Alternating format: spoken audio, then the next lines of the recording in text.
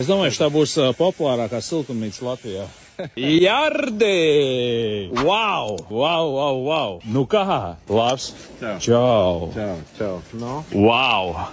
Šitas ir kaut kas? Edmund, čau!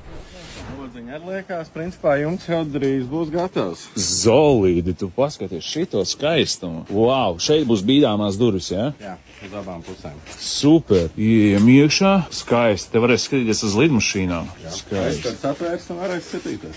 Kāda nozīme ir aizskrējumi, kāpēc viņi vispār jāliek. Agrāk jau darīja kā vecajās stikla siltumnīcās, tur jau kaut kāda krīta un vēl sazin, ko to stiklu smērēja, lai tos augus arī nededzina. No? Te būs zolīdāks variants, ka te būs aizskats. Kā viņi tie vērās? Teic, viņi automātiski, ja? Jā. Te pa vidu var redzēt, ir melns cilindrīs, tur iekšā ir arī tā gāze, tur ir ne gāze, šķidrums ir tāds eļains, es precīzi nezinu. Jā. Nu, attiecīgi viņam uzsilstot, pie 17 grādiem, slodziņš jau sāk vērties vaļāk. Jo siltumnīcā paliek karstāks, jo viņš arī spiež. Tā kā puķīte, ne? Nu jā, palielam tev galvu nav jālauza.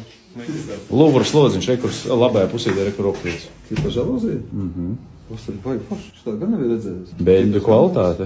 Bet jūt, redzi? Jā. Nav tā, ka vienkār viss, kad ļuļinās.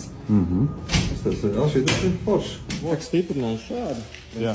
Tikai uz gumijām. Tikai uz gumijām. Jā, viņš nekur neliekās pats loks, viņš ir arī profilā iekšā ir iespējas. Bet nianse ir tāda, ka, kur to labāk varēs redzēt, uz tajā stūrī. Tā gumija bišķiņ uzmet tādu vilnīti. Jā.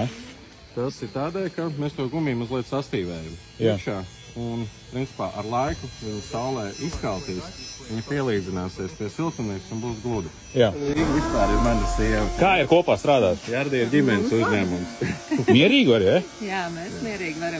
Kā pasūtīt siltumnīcu? www.stikla-siltumnīca.lv Rīktīgais latvietis bez siltumnīciņas nevar. Rekur. Stikla siltumnīcas ļoti labi nostrādāja. Paldies, Jardi, Ervīna, Līga un Edmund. Paldies!